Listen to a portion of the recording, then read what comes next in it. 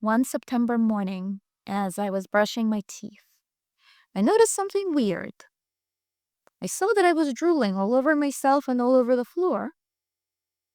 And weird, I thought, as I looked up in the mirror. Looking back at me from the mirror was my reflection, and what I saw stopped me in my track because the right side of my face had become paralyzed. I couldn't smile. I couldn't frown. I couldn't even blink with my right eye. The doctor said I had Bell's palsy, which is when the facial nerve gets paralyzed and you lose the ability to move half of your face and half of your tongue. My speech was impacted. I couldn't pronounce letters B and P and other letters that required your lips to close. When I chewed, I had to hold my mouth like this because the lips wouldn't stay closed and the food would fall out. I had to sleep with a towel over my eyes because I could not shut my right eyelid. And on that morning, right when I saw all of that, I finally understood that my life, my actions have finally caught up with me. That my body literally did what I had been doing to my emotions all along. I had shut down my emotions. I couldn't feel. And so my body did likewise by paralyzing my face.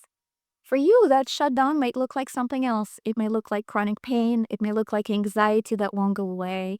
It may be migraines, inflammation, autoimmune disease, panic attacks, or mysterious pain that nobody can diagnose. But that morning, I finally got the message loud and clear. And I knew that if I did not start living the life that I came here to live, if I did not live my truth, if I remained shut down, then the next thing that my body would do would be even worse. Facial paralysis, although uncomfortable and, let me tell you, not pleasant to experience, it was not painful and it was not dangerous. But I got the message because every time I looked in the mirror, it was a reminder how I had been living my life. This was my wake-up call, and I knew that the universe was being kind to me because another wake-up call, the next one would be much worse. In that moment, in the moment of complete breakdown and paralysis, I felt something I haven't felt in years. Clarity. Clarity knowing that the time has come for me to start taking care of me and living the life that I came here to live. Not the life that I thought I was supposed to live, not the life that I thought I was right, but my truth. I had to go deep inside of myself and find that truth so I could finally live it. That night, as I was walking my dog, I looked up at the stars and I said to the universe, "All right, I got the message. I hear you loud and clear. I am ready for change. I don't know what I'm supposed to do. I don't know what it's supposed to look like. I don't know how it's supposed to be, but I am ready and I'm willing." So you, the universe, you gave me that message. I heard it. Now you guide me. You tell me what to do.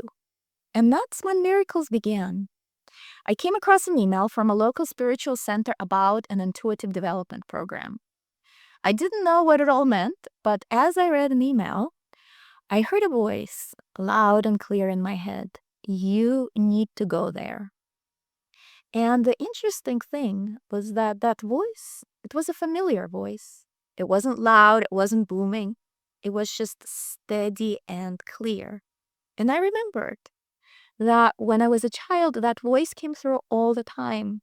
But as I got older, the voice got lost under the weight of responsibilities. I thought to be an adult, you had to be logical, you had to be nice, you had to do to make other people comfortable, you had to do what was expected of you. And you were supposed to ignore the pain. because, life. And so that voice, it became quieter and quieter, quieter.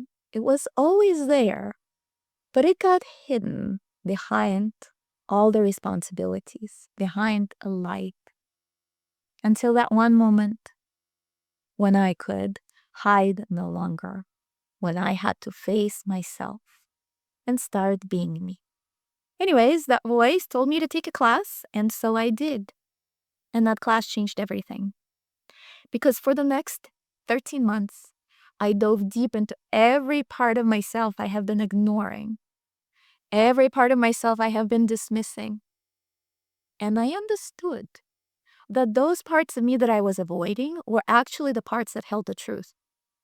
That grief that I buried, it was pointing to what I loved. That anger that I repressed, it was guarding my boundaries. The fatigue, it was my soul begging me to stop pretending.